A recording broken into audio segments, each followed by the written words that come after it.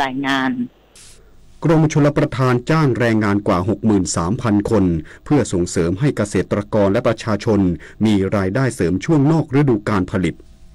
นางนฤมลพินโยสินวัฒน์รัฐมนตรีว่าการกระทรวงเกษตรและสหกรณ์กล่าวถึงโครงการจ้างแรงงานชลประทานว่ากรมชลประทานได้เดินหน้าจ้างแรงงานอย่างต่อเนื่องเพื่อช่วยเหลือเกษตรกรทั่วประเทศให้มีรายได้เสริมด้วยช่วงที่เว้นว่างจากการทำเกษตรโดยล่าสุดมีผู้ได้รับการจ้างงานแล้วรวม 63,338 คนทั่วประเทศคิดเป็น67%จากเป้าหมายที่ตั้งไว้คือ 84,716 คนในระยะเวลา12เดือนตั้งแต่เดือนตุลาคม2567ถึงเดือนกันยายน2568โดยจังหวัดที่มีการจ้างแรงงานมากที่สุด3อันดับแรกได้แก่อุบลราชธานีสกลนครและกาฬสินธุ์ทั้งนี้ขอเชิญชวนพี่น้องเกษตรกรและประชาชนทั่วไปเข้าร่วมโครงการสอบถามได้ที่โครงการชลประทานใกล้บ้านหรือทางสายด่วนกรมชลประทาน1460ขณะที่สาธารณสุขมหาสารคามเตือนประชาชนเฝ้าระวังโรคเมลิออยโดซิสหรือไข้ดินหลังพบผู้เสียชีวิตในพื้นที่แล้วรวม3 รายทันตแพทย์วัฒนะศรีวัฒนารองนายแพทย์สาธารณสุขจังหวัดมหาสารคามเปิดเผยว่าจากสถานการณ์โรคและภัยสุขภาพประจำสัปดาห์นี้จังหวัดมหาสารคามพบความเสี่ยงที่ต้องเฝ้าระวังคือโรคเมลิออยโดซิสหรือไข้ดินโดยในห้วงวันที่1มกราคมถึง17พฤษภาคม2568พบรายงานผู้ป่วยรวม24รายในพื้นที่อำเภอนาดูนแก่ดำเชียงยืนวาปีปทุมกุดรังบรบือพยัคฆภูมิพิสัยและอำเภอเมืองมหาสารคามพบมากที่สุดในกลุ่มอายุ50-59 ปีรองลงมาคือกลุ่มอายุ60ปีขึ้นไปซึ่งในปีนี้พบผู้เสียชีวิตแล้ว3รายเฉพาะในช่วงเดือนพฤษภาคมพบรายงานผู้เสียชีวิต2รายในพื้นที่ตำบลแหว่งนางและตำบลลาดพัฒนาอำเภอเมืองมหาสารคามซึ่งโรคไข้ดินเกิดจากการสัมผัสดินหรือน้ำที่มีเชื้อเป็นเวลานานหรือบริโภคอาหารน้ำที่ไม่สะอาดหรือสูดดมละอองฝุ่นดินที่ปนเปื้อนเชื้อพบได้ทั่วประเทศไทยเตือนประชาชนกลุ่มเสี่ยงผู้มีโรคประจำตัวชาวนาชาวสวนฟาร์มเลี้ยงสัตว์เฝ้าระวังป้องกันโดยการสวมรองเท้าบูทเมื่อต้องลุยน้ำหรือย่ำดินดื่มน้ำสะอาดทำความสะอาดร่างกายด้วยสบู่หลังสัมผัสดินและน้ำหากมีไข้สูงไอปวดท้องปวดเมื่อยตามตัวอาจพบแผลฝีหนองตามร่างกายให้รีบไปพบแพทย์ทันทีพงนภาวรวาลัยสวทมหาสารคามรายงานจบข่าวธราวุฒิวิชัยดิษฐ์อ่านรับฟังข่าวครั้งต่อไปเวลา 19 นาฬิกาครับติดตามข่าวที่นำเสนอไปแล้วได้ที่ www.thainews.prd.go.th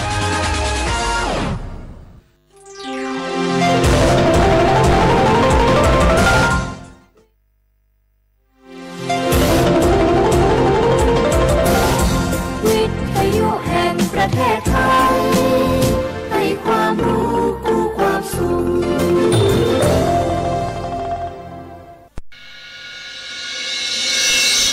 สถานีวิทยุกระจายเสียงแห่งประเทศไทยจังหวัดเชียงใหม่ AM 1476 กิโลเฮิรตซ์สถานีวิทยุภาคภาษาชาติพันธุ์แห่งเดียวในประเทศไทยที่มีความทันสมัยเชื่อถือได้สร้างอัตลักษณ์กลุ่มชาติพันธุ์สู่สากล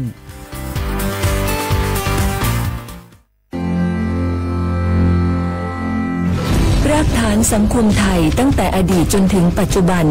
เคารพเทิดทูนสถาบันพระมหากษัตริย์เป็นศูนย์รวมจิตใจที่เหนียวแน่นของคนไทยในเวลาที่เกิดวิกฤตทางการเมืองพระบารมีของพระเจ้าอยู่หัวก็ทำให้เกิดความสงบและช่วงที่เกิดวิกฤตเศรษฐกิจปรัชญาเศรษฐกิจพอเพียงของพระเจ้าอยู่หัวรัชกาลที่9พระราชทานให้กับคนไทยก็ทำให้ผู้ที่น้อมนำมาปฏิบัติมีภูมิคุ้มกันและไม่เกิดความเสียหายพระปฐมบรมราชโองการของพระเจ้าอยู่หัวรัชกาลที่10เราจะสืบสานรักษาและต่อยอดและครองแผ่นดินโดยธรรมเพื่อประโยชน์สุขแห่งอาณาราษฎรตลอดไปพระมหากษัตริย์ไทยทุกพระองค์ทรงห่วงใยราชเสมอสถาบันพระมหากษัตริย์ไทยศูนย์รวมใจไทยทั้งชาติ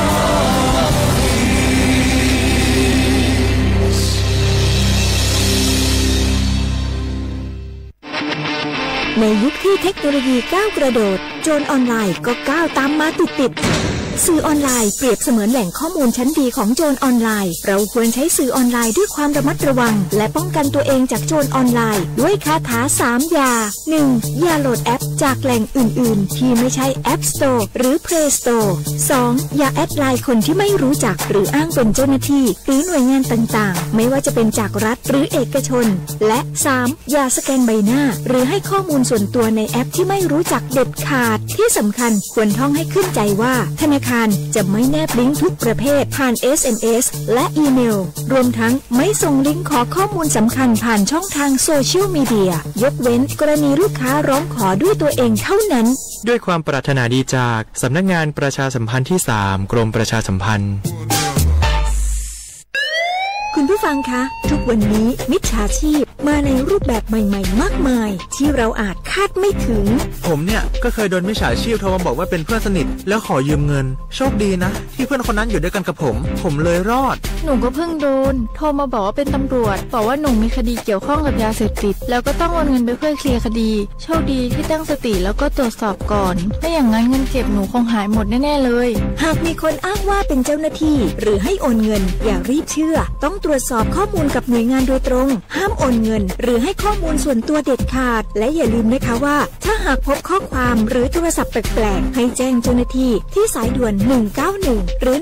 1599เพื่อช่วยกันป้องกันและหยุดยั้งมิจฉาชีพค่ะร่วมด้วยช่วยกันเฝ้าระวังภัยรู้ทันมิจฉาชีพเพื่อความปลอดภัยของทุกคนด้วยความปรารถนาดีจากสำนักงานประชาสัมพันธ์ที่ 3 กรมประชาสัมพันธ์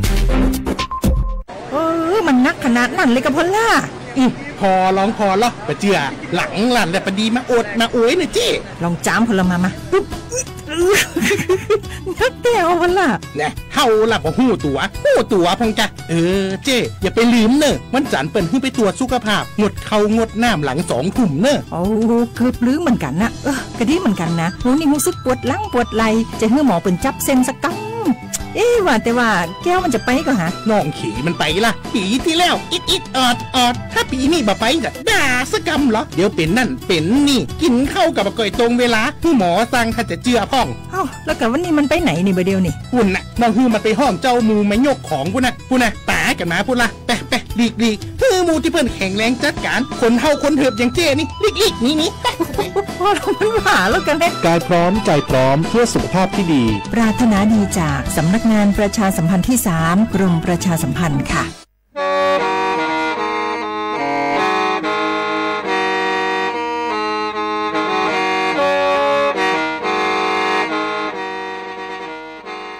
đầu nhúa sự tống chua sang xua hủ tế chờ thai đầu lú sén trăng mài lú sơ hở hà lùn mông inu bê hà o già giáng sơn chú bê hà thầu sư hở chứ tén chú trao tén giáng tròn đu bê hà thầu sư hở cầu sang tén chú cầu gì tén trang tờn đầu sang em tê ý chén plau bùa sang chậu trao kHz đầu nó mông do bê lù mông suốt lờ so cán nông tàu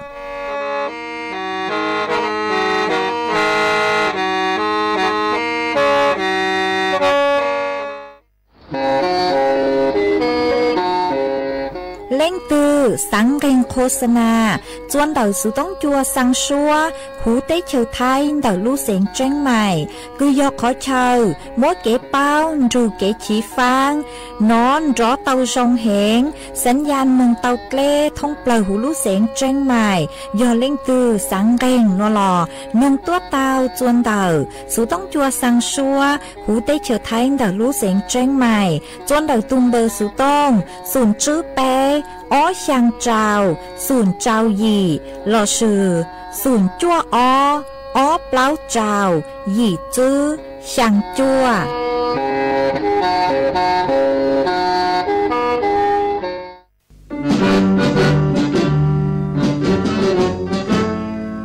chua mua dừng chua dây rò thiết tế chờ dây rò nhó chỉ mua plau muôn tù tế chờ nhó càng xa lù tú kỳ nhó luồn xương xì mà trồng nâng thái sợ đờ lò xí cùng tề tí thái chua mua dành kế thao dù luôn đầu lúc sáng trăng mày Hãy subscribe cho kênh Ghiền Mì Gõ để không bỏ lỡ 江都要自能要都啊，江安都要落都哎，江都要落都家大落哎江，只你大那都个给路你路之后哎多忙。制造自立自主那我路能梦说高路要落都将你我路个能老大多当里诺了是你的那主个给路你路之后多梦之错自立自主领那我路能梦个叫和安都要落都啊将安都要落都将你要当我那只要知多都咋当自立找不路个定脚定一多梦只张自立么那找不梦我狗放后将都要落都将你要知的那只要知多都啥鸡自立找不路个定脚定一多梦只这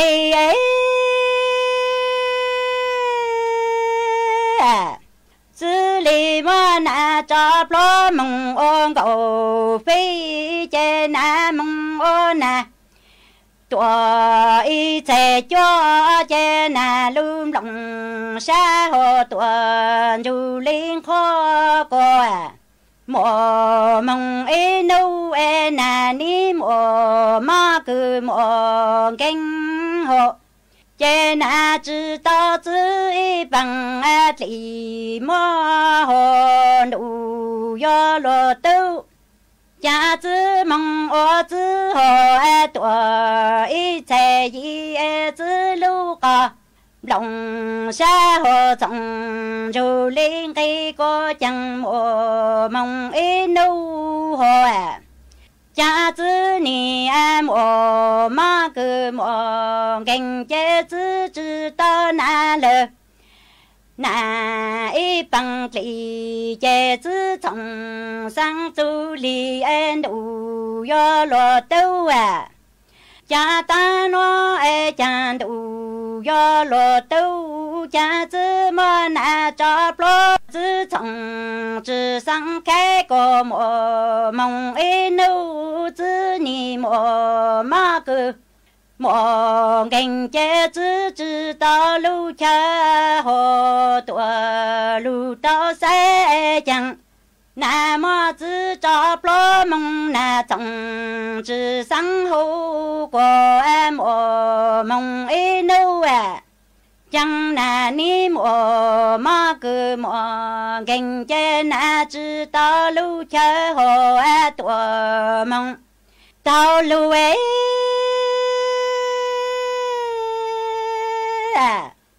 将都要落都将你要那得中不那只有走的那你就有做到自真说多那真说这也不都讲帮和多是老用和讲的和多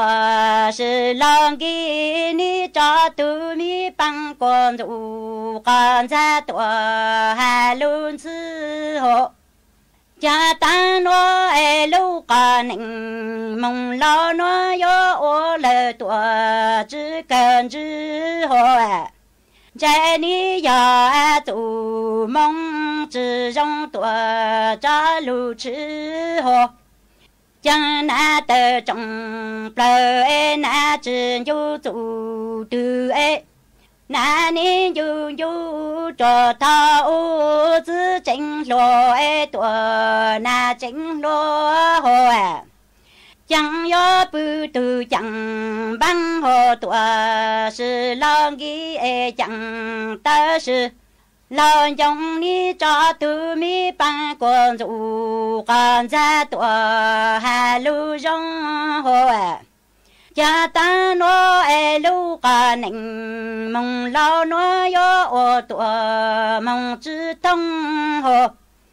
在你要做梦之中多着路崩好哎。在你去当路中人生活啊。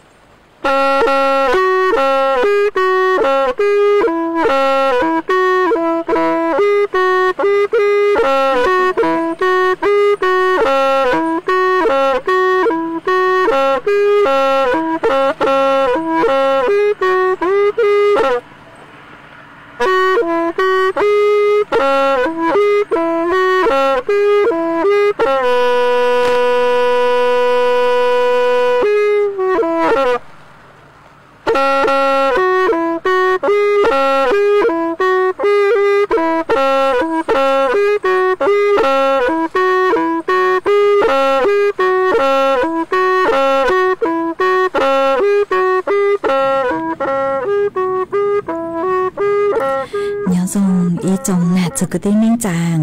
สวดเล่าจัวนูวันพุธนูตีเน่งเก่าอี้รู้จื้อหลินดูชงออเชงจื้อปัวเจ้าเจ้าหยี่นูนวลย่างจัวลิงเกเน่งเก่าจื้อตูจ้าคือกังนูนวลหยอดจูปีกีย่างจัวลิงเกเน่งเก่าเจ้าตูจ้าคือกังปีกีหยอดหลัวชงนัวหยอดnắng sông đợt núa cú do rùa sành vang dòng xa trọc ăn tròn tù sự tống chua hà lùng mong đợt lú xén chân mày tuần giữ y chồng nạ dự cực tin ninh chàng suốt lời mà uốn tê núa cú tàu trò chén trò y sang lụt cha hà tà chư tăng gì chẳng sáng chù lì mà cũng mới cho lụt trò cho bế suốt lời tàu lù công kế lo dậy ua kê thăng lời mà uốn tê núa cú thọ bế chó nạ dự cực tin ninh chàng suốt lời cứ men găng lù sai há lù nồng nhót chuan đảoเพจ Facebook ทอมีสุดเลยปังจวดหนากดไลค์กดแชร์อีเลงอีแชร์ปูจวดเพจสวทเชียงใหม่ AM อีเช้งเปล่าปัวช่างเจ้าเจ้ากิโลเฮิรตซ์มาอวดช่องดาวจะเมชัวเล็งชัวตูกือปังจวดช่างกังดูสุดต้องจัวฮาลุมงแต่รู้เสียงจังใหม่หวังให้เจ้าชาตามอนัวสุดเลยยันรูกุญย้ออวดพงยูอวดเกเถาปีมึงจูจวดเถาสาวมาจวนซื้อนัวกูยมมอจอบสูสื่อเจ้าหลุดทางจัวเป้สุดเราเตาเป้าน่ะจ้างสูสื่อเทิงเดคือย้อยเจ้าหลุดทางจัวเป้สุดเราเตาเป้าเยอะอีจ้างสูสื่อย่อจวนเต่ารู้เสียงจังใหม่หาจูนเต่าคือจ้าหนูจื้อคือย่อจัวสำนักงานป้องกันและบรรเทาสาธารณภัยแต่รู้เสียงจังใหม่พวกกูเต่าตัวช่างเต่าหาตาปัวบ้างคืออยู่ลูกเขาตุดเล่แม่น้ำปิงหอกว่านิตู้งูเต้สัวเชโลฮาจ่ออังกอเต้ขยะอุนัวคือย่อจนเลยตุดเล่แม่น้ำปิงโยมว่าชิปังจั่วอัวกว่าตุดเล่นือเขาเตาเล่นเตาดีไทยจะปูกว่าหมดเลยยังจวนจื้อจวนดักรู้เสียงจังใหม่อ๋อมาเจริญช่างนัวนุเจเตามัวตูหนูจื้อคือฮูหาตานายดุสิทธิ์พงษาพิพัฒน์ตู่หัวหน้าสำนักงานป้องกันและบรรเทาสาธารณภัยคือยอดจวนดัดรู้เสียงจังใหม่กูเต่าต้วนถั่วเต่าฮาเลนัวอ๋อฮาตาฮาจูชมคือตังลูแม่ไปเป้าแต่ยอดจวนรู้เสียงจังใหม่มาตอนจื้อขอสืบเช่นคือมัวเลงย่างเก็บปวดชวนตอนดาวเกินเก่าเลยมาวีเล่นดาวนุเจชงหนัวปวดกูต่อมบางหอมบางคือยัวลูตีไทยเตเต็งเหม่งจูปูกว่ามัวเลงย่างมาจอหนูจูปวดกูฮาตาปวดต่อมบางเลยคือปวดยัวลูปี เขาตุดเล่แม่น้ำปิงหนออยู่ว่าเขากว่าตู้จัวเมืองจัวหูมาตู้cứ dành lên được bao châu ý km mà cho nụ chụp bố hà tà thân đây lo nụ chè bố vừa sử chọn có lệ tua bán chùa mà vừa sử chọn có lên đỡ mừng ô tê bó dê tê xúa dê tê ăn có u nua cứ nhó cho hú tụt lệ tờ chùa thầu cứ hà tà ngu tờ tăng lô nụ chè bố vừa sử chọn có lệ cứ hú hà tà lừa bốt cho lừa bốt nữa nụ chè nụ yuan găng mừng chuan đỡแต่ละจุดขอเชิญคือจอหนูจุดป้อมบ้างเจียนุเจมกูอยู่มึงปั้นจั่วอวคอนเดอร์มาเท่าคือปัวอเลนเดอร์ตั้งนุเจปัวกูอยู่ซื้อจอเชฟแบ็คโคเหย่อจออ่างคือย้อจัวหูทุเล่ปัวอยู่เหย่อทุอ่างเท่าจมึงปอเจแล้วซื้อจมึงเจียจัวขอคือหาตาจอหนูจุดป้อตอมบ้างเจียมาปัวหาตาปัวอยู่เขาตู้จัวหูหนออยู่ชิมัวเต้เหม่งจัวจอไปเสียงคือย้ออ้อช่างเดอทุเล่แม่น้ำปิงอยู่ซื้อเตาใจเก็บปวดจัวหนอมาลู่ลิเปียนุเจเจ้าหน้าที่ปัวอยู่ปีลู่ใช่อยู่ปีลู่อวลู่เขาหรือหลักมาอยู่มั่วจ้องก็ทรีกูลู่ปั้นจั่วลู่เขาหรือหนัวยอคือยังเล่นเต่าเน่งเก่าลู่หนอมาลู่ลิเปียมาปัวกูยังเร่งลู่อวลู่เขาหรือเต็มรูปแบบมาจอหนูจื้อปัวหาตาเท่าคือลูกปีอัวเกลเหล่านุเจปัวอยู่ซื้อสูรอเลยอ๋ออยู่มัวเจ้าหน้าที่รู้ชื่อลองมึงมาอยู่อวนแน่งกับเล่าชั่วโมงมาปัวสังหาตาช่างเจ้าจื้อนู้มาง่ายอยู่ต่างหนอปัวบังเจียหาตาคือยังได้รู้เจ้าลินดูมึงจู่จัวรู้หยีลินดูมาสังหาตาอยู่ตั้งเหล่าตัวใช่ไหมโยหาตาเจิงชื่อเต้าตานุเจกูอยู่ว่ามึงจู่จัวรู้จั่วลินดูมาจอหนูจื้อปัวหาตาเจ้าเล็กเก๋ชวนจั่วเช่าเฝ้าใช้เหล่ามารู้เจ้าลินดูมึงจู่รู้จั่วลินดูนุเจอยู่มัวอีรู้ใจคือหาตานางจืลูหนอนางจืลูฝนทิ้งช่วงมากูอยู่อวจัวนิยงหยีจนดักเก๋คือหาตายัวมึงอวรู้เหลือเขาหรือคือลูกเขาเตอุเตหนัวคือย่อจนดักทุเล่แม่น้ำปิงมันอยู่ย่งหยีจัวเจ้าหน้าที่โป๊ะอวเขาเหลือเตอร์ชมาจอหนูจื้อเจ้าหน้าที่โป๊ะกูตัดตัวช่างตัดหาตาเตเท่ากูอยู่อวจัวมัวเต้เหม่งมินจื้อจัวจะไปเสียงคือซื้อก็ซื้อเช่คือย่อจนดักบริเวณคือโป๊ะอวเขาเหลือเตจาจอหนูจื้อเจ้าหน้าที่โป๊ะเหยาเตอังก็อูนัวเตสัวเซโลเจเท่ามึงเท่าลูนี่กูอยู่อวจัวจู่เกเช่นหอยอยู่กาโลอยู่ว่ารัวเตามาสุดแล้วกูอยู่เตาเจ๋งฟังอ๋อฮะอวจัวการจราจรเก็บเมืองลูนี่อยู่ชื่อยงยีมาวิเลนดาวหนูเจช่างเตาจัวสุดแล้วต่อเป้าอันเดอ๋อมาจอหนูจื้อหรือลู่ลิเปียหนูเจจอหนูจื้อเจ้าหน้าที่ปุยงไก่หมกว่าลู่เขาหรือเหล่ามายอเล่งถือกูซื้อเกเช่กูย่อจัวบริเวณเตาทุเล่แม่น้ำปิงมาอยู่ชื่อยงยีจัวเมมาช่างเตาจัวเมสุดแล้วต่อเป้าอันเดอ๋อเขาหนูว่าหนูเจอยู่อีวิธีคืออยู่ลูกปั้นจัวตีไทยจุปุ๊กก็หมดเลยยั้งย่อจวนดักรู้เสียงจังใหม่มาจอหนูจื้อปัวหาตาปัวเขาตู้จัวหูเสือขอคือล้างหนูเจหรือชงปัวหมังได้รูบ้างสังกลัววางแผนกลัวหรือชงยอขอล้างหนูเจปัวหมังได้รูสังจูคอนเดาหมังเลยอวดจวนจื้อเมืองหนอมาเขาอีชาเลยหนูจอหนูจื้อปัวหาตายัวกังเต้าคือยังเลยจื้อจูเก่าชงคืออยู่จุดหมดเต็งยังหนอมาเขาเล่นเต้าเหล่าหนูเจกูมาจ้อกังหลูออีชันจื้อฮะเล่นเต้าชาลีจื้ออวดจัวมัวเต็งยังยอจวนดักรู้เสียงจังใหม่มากูหอมมัวจะลูถังเล่นหัวจัวเป๊จอน่ะจื้อกตีนิ่งจางสวดเลยเต้าเป้าเล่นหัวจวนจื้อนัวหนูเจกูหอยยัวลูจออีช่างชัวปังเสียงจัวเป๊สวดเลยลูกงเกลอยเจอัวเกอีปลาหนูเจกูมาจ้อกังลูมัวหรืออย่างจะลูถังจัวเป๊สวดเลยเต้าเป้ากูจออีช่างชัวปังเสียงกูมัวลุ้มเบหตาอยู่มองลุ้นเน่งต่อชามัวช่างหนูจอจัวเป๊เต้านึง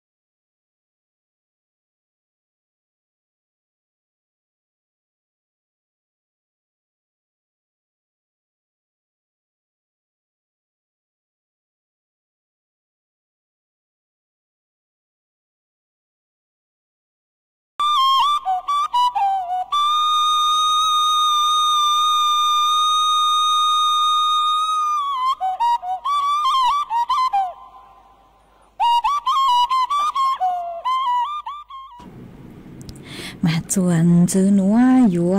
ตัวกังลุงมัวอีจ้างสูสื่อจอลูทางจัวเปสวดเราเตาเป้านั่นเตาจ้างสูสื่อนัวนูเจย้อจวนเตาจอหนูจื้อคือใช้ชัวฟัวจวดเลยนางคือย้อจหูเตเฉอไทยเตาตัวช่างเตาจัวเปจอหนาจื้อคือตีนิ่งจางสวดเราคือย้อจหูเตเฉอไทยตอมบ้างหาตาโยมมวนนางลูหรอมาโยเตาเจ๋งฟังจังหอโยมมวดเลยย่างปีเกียหาโยมมวดเลยสร้างซื้อกลูมาสวดเลยอยู่เตาเจ๋งฟางมาเจ้าเล่ช่างนัวหนูเจจอหนูจื้อคือใช้ชัวฟัวจวดเลยนางกูนถั่วเตาหาตาหนูตีเน่งเก่าเป๊จัวหนูตีจัวหนูตีเน่งเก่าช่างรู้จื้อลินดูชงอ้อชิงจื้อปวดเจ้าหยี่อ๋อย่อจะหูเตเฉยไทยอยู่มวนนางเตาเหงเอ็งขอเช่าหนูเจนางอยู่ลู่เหงเหลียววิยอหาตามั่วจ่อจัวคือยมมรสุมตะวันตกเฉียงใต้หนูยศชั่วมึงจวดเลยหาจื้อทะเลอันดามันกางตัวจัวเตเฉยไทยมึงจัวอ่าวไทยมาอยู่มั่วเจ๋งเหงเลยหนอมาอยู่ว่าจัวย่อจัวหูเตเฉยไทยชื่อเสียงหย่อย่อจัวพังเก่าเต้ให้ย่อจัวพังจากกังเต้มากูอยู่มั่วนางลู่เหงเอ็งขอเชิญมาจะเลยอวดจัวมั่วเกลงยังปีเกียเต่าห้าจัวขอตานางลู่เหงเจเกลงลู่มั่วเอ็งขอเชิญกูย่อพื้นที่เสี่ยงระบายจดเลยเต่าชี้แย่งโนเจอวดจัวมั่วเป็นสื่อหย่อมั่วเกลงยังหรอหามั่วเกลซักซื้อเต่ามาไปจอน่ะจะกูตีนิ่งจางเมลิงถือคือหาตาย่อจัวเต้ขอเชิญกูช้างโลอ้วงอวดเฉยย่อจัวเต้ขอเชิญช้างอยู่เต่าเจ๋งฟังจังตูต่อป้อเต่ามั่วย่อเชเต้นดูเกลอยู่เต่าเจ๋งฟังจอดเกลซักซื้อกุนลู่ช่องอยู่เตวังเตเจอยู่เตกงเตลงเต่าหาเลิงถือคือเมจกงจะลงโนเจอยู่ตอนช้าปังลู่เฉ่งจขอนางลู่จัวลู่มาเตเถาอยู่ว่าจัวเปเตกงเตลงคือมีจอจื้อช่องจื้อตรงหออยู่ว่าเต่าใจเก็บปวดจัวเต่าหนอหาเลิงถือคืออยู่จ้าโลโนมานางอยู่ลู่เลยอยู่เต่าบ้างช้าเตขอคือลู่ตีท้ายชุปุกว่าเปจอจ้าในหออยู่ว่าดูนางจางหออยู่เต่าใจเก็บปวดจัวมากูหอมมวยจะลู่ทางได้หนัวจัวเปจอหน่ะจื้อคือตีนิ่งจางสุดเลยเต่าเป้าสุดอยู่เตาเจียงฟังฮะหัวย่อจวนเตารู้เสียงจังใหม่หนูเจจอหนูจื้อกูย่อตัวสำนักงานทรัพยากรน้ำแห่งชาติกูเตาเติร์ตัวช่างเติร์จัวไปจอน่ะจะกูที่นิ่งจางกูย่อตัวเขตพื้นที่เตารู้เสียงจังใหม่อยู่เตาเจียงฟังจังหอมหมดเลยง่าหมดเลยสังซื้อหมดตอป๊อปพิมพ์เผามากูมั่วเจ้ารู้อำเภอหนอมั่วเจ้าเลยหนัวยอพื้นที่อำเภอเชียงดาวอำเภอพร้าวอำเภอแม่แตงอำเภอแม่อายอำเภอสำเมิงอำเภออมก๋อยมาเจ้าลู่อำเภอหนัวเดาลู่เสียงจังใหม่อยู่ว่าเต่าเจียงฟางมากูหอมมวยจะลู่ทางได้หนัวจวนไปจอหน่ะจุกตีนิ่งจางสวดเราเต่าเป้าเลยหนัวจวนซื้อหนัวหนูเจกูมัวฟื้นจวดเลยนางย่อจวดพังเก่าเต้หูเต้เฉยไทยหนัวจะลู่ทางจวดเปสวดเราเต่าเป้ามาหนัวจอหนูจือคือใช้ชัวฟื้นจวดเลยนางปัวหาตามัวนางย่อจวดเจ้าเฟงป้วนเต่าไทยแหล่อ้างเองขอเชิญมาลู่นางลู่เฟงดาวนางโยลูจัวลูเสงแม่ฮ่องสอนเจ้งใหม่เจ้งไห่พะเยาน่านลำปางพิจิตรสุโขทัยอุตรดิตถ์พิษณุโลกฮาลูเสงเพชรบูรณ์ย่อจัว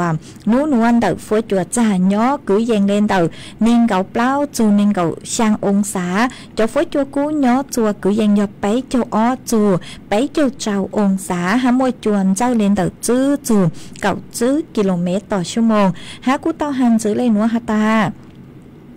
จื้อปิกีอินูฮากูเจ๋งมวนนางย่อจัวเปล่าเจ้าจูเจ้าหัวนุติเน่งเก่าไปจูเน่งเก่าช่างเจ้าเลจังสูสื่อปะตั้งกูจอลูถังหาตาโยมวนางดาวนางโย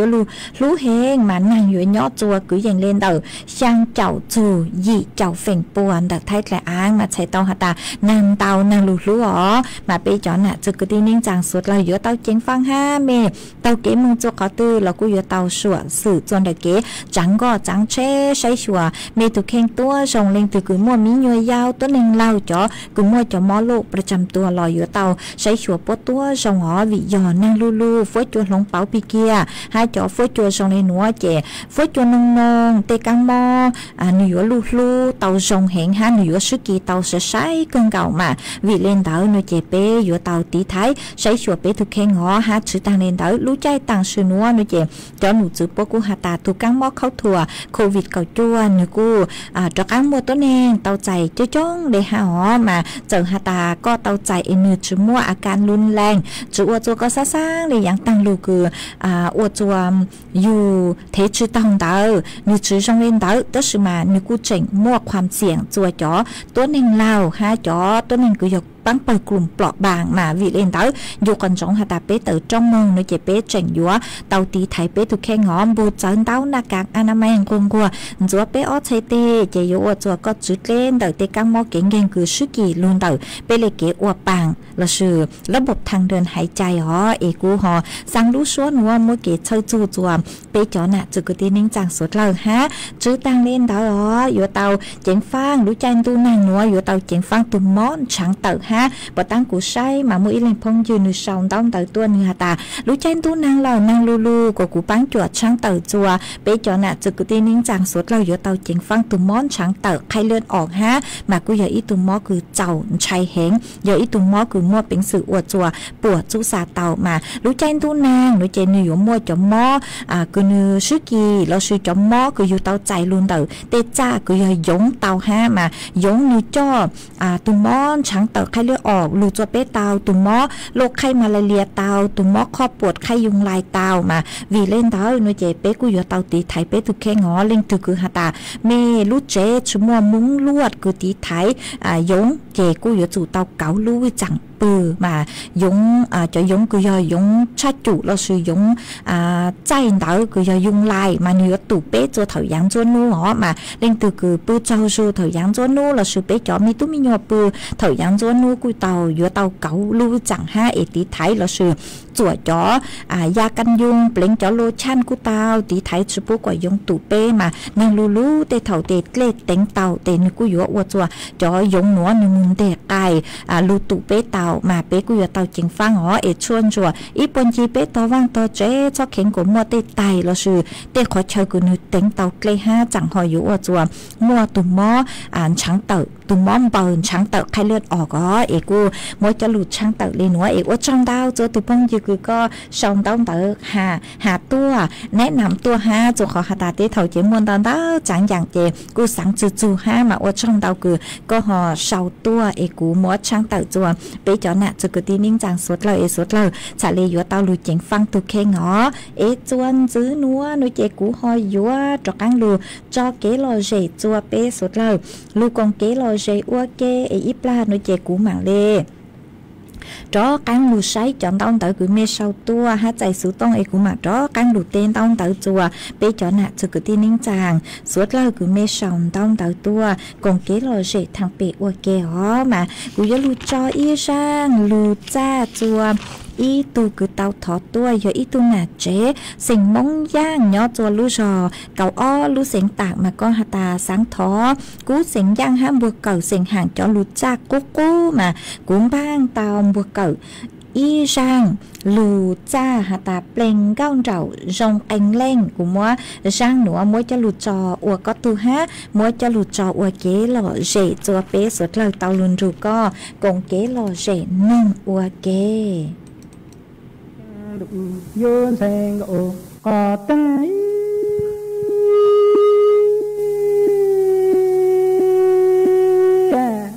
trên thành ô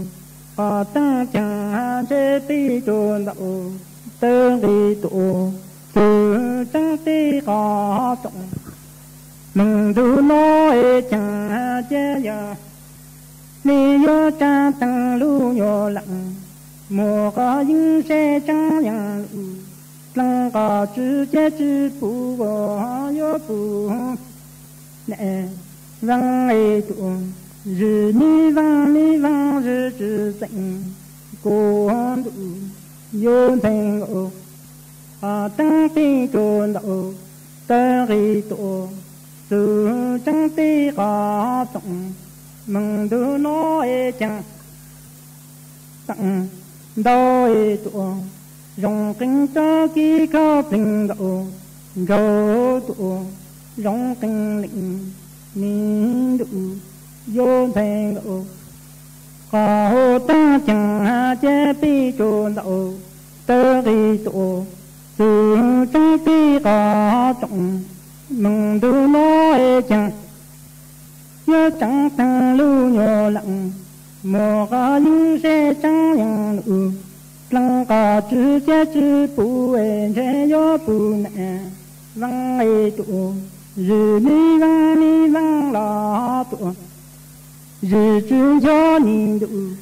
vô thành gỗ có tăng chẳng hạ bằng đôi tụ rong kinh cho kỳ cao bình gỗ gỗ tụ rong kinh cho nhìn đủ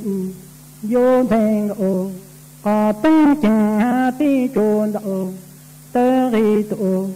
sự chẳng tí có chẳng mình đủ nói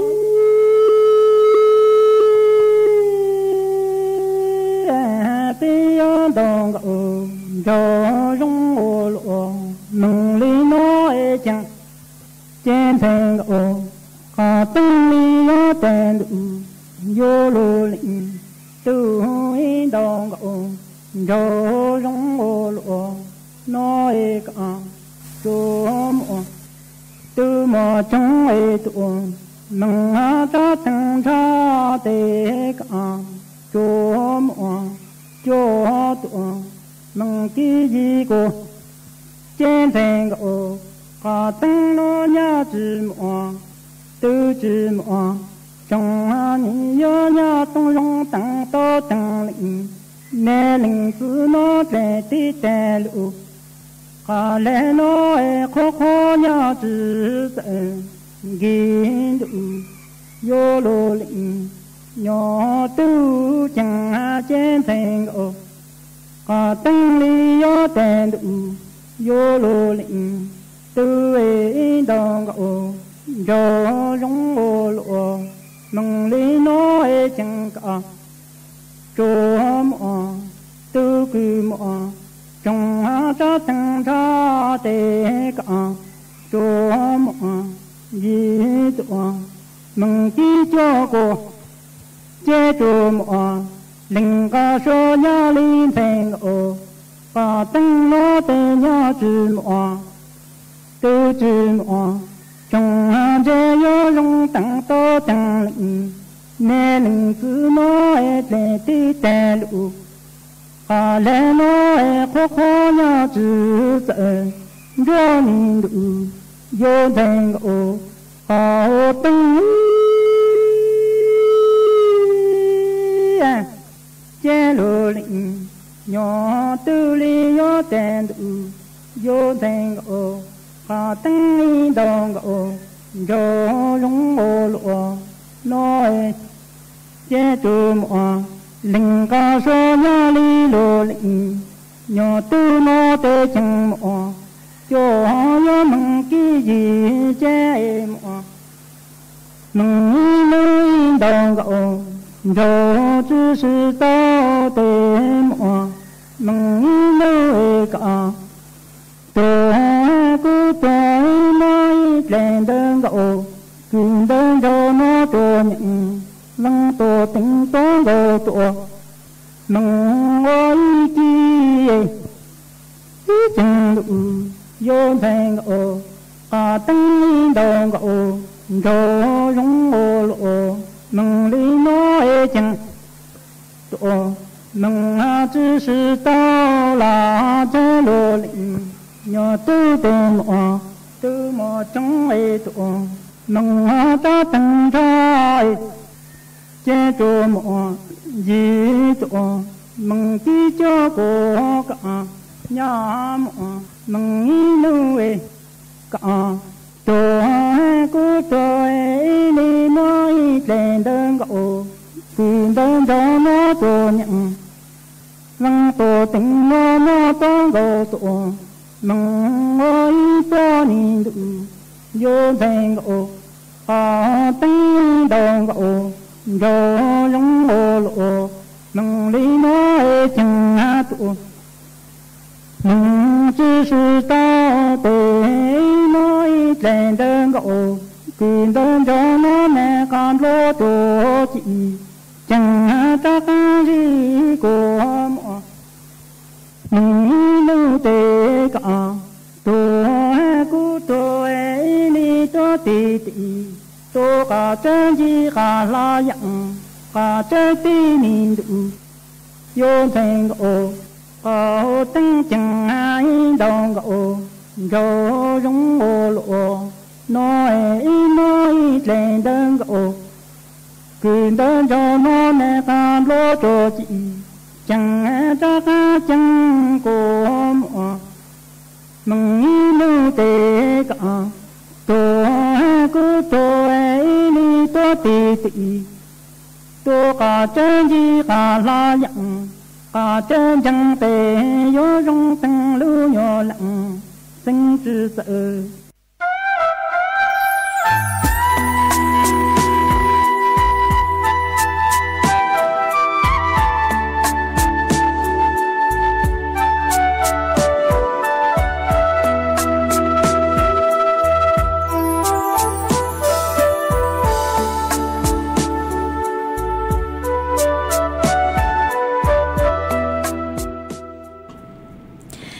chuan chữ núa cú yúa cho cắn đủ tên tao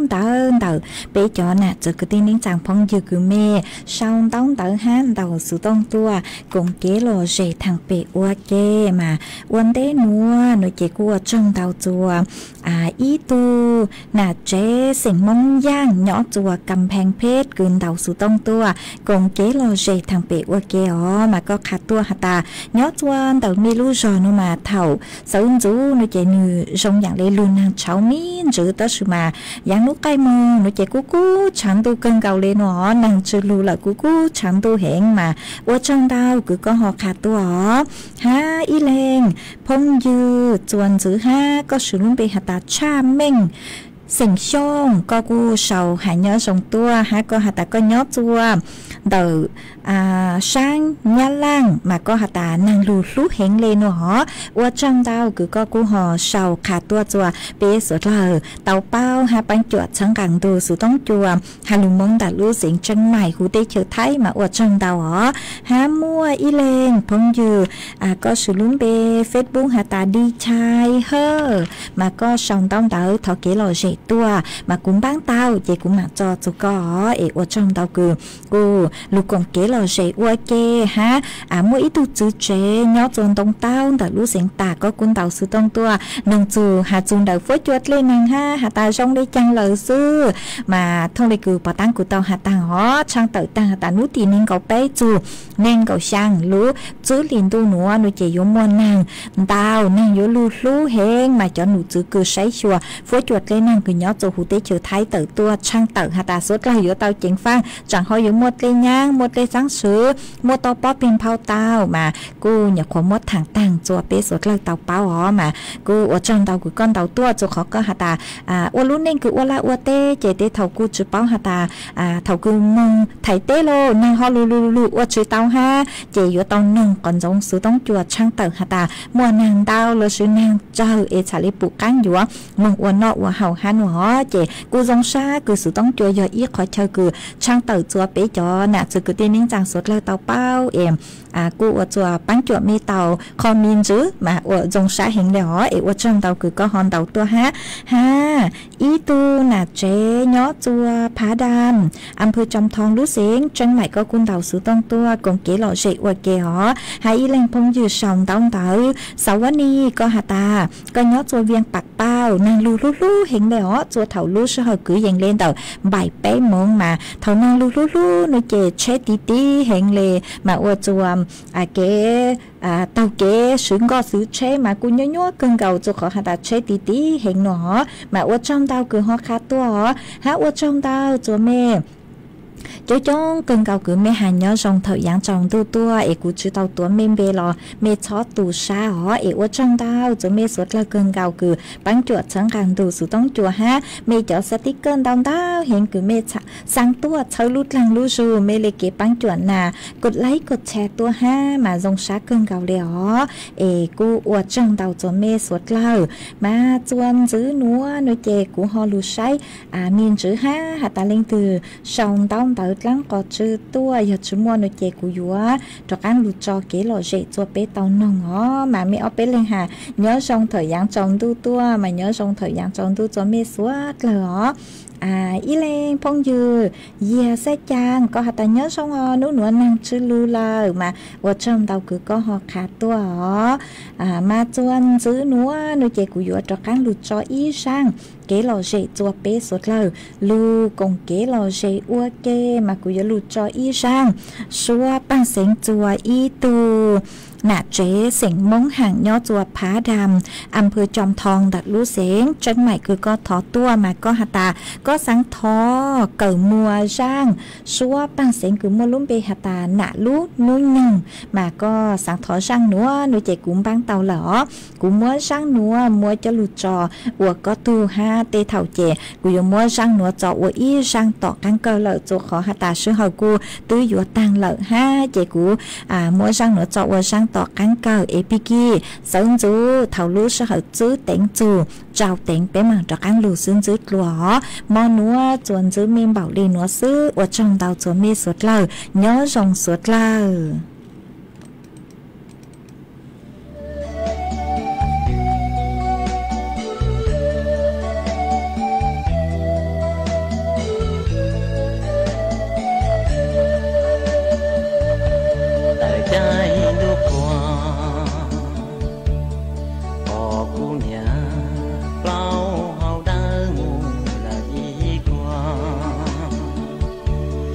trái đu cho bỏ cu nia bao hào đơn dĩ mù lần tao tại trái đu nó bỏ cu nia bao hào đơn mù lần tao cho từ vì do cu nia có cứ phong nào lú phư ê nào lú ra ngoan cho cậu mù tí cha ngoa xuống dia mù tí vì niên cha cha nia tu chỉ rong li lua nia thia cứ cha cứ nia lu ro chua nia tu thia ngon đọt hoa hoa cha đi bùa nia tư lao mù lời tia là rong li tu đê hoa tăng thao chia mi tu dù họ bua chữ liền chữ ý của tăng ngư chê chẳng có cú nia lú nô nhông truồn chê chi li chỉ bu cú nia cả lão muôn tí chẳng có cú nia mua cho xuyên đê cho mi tu nhó mù ta ý chi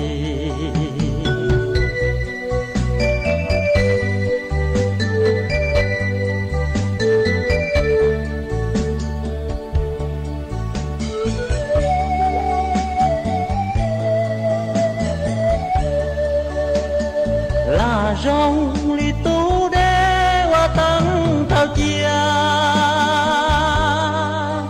mi tu dù họ bua chữ liền chữ ý của tăng ngư chê chẳng có cú nia lú nô nhông truồn chê chi li chỉ bu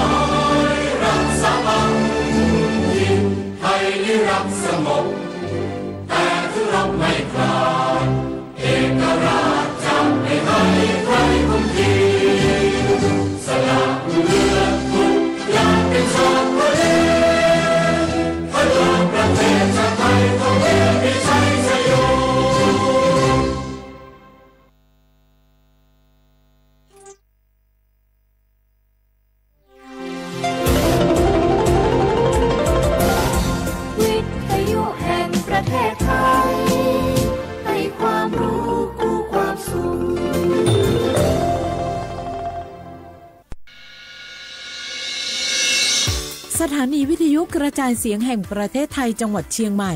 AM 1476 กิโลเฮิรตซ์สถานีวิทยุภาคภาษาชาติพันธุ์แห่งเดียวในประเทศไทยที่มีความทันสมัยเชื่อถือได้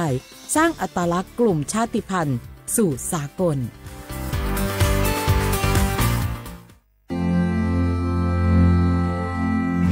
รากฐานสังคมไทยตั้งแต่อดีตจนถึงปัจจุบัน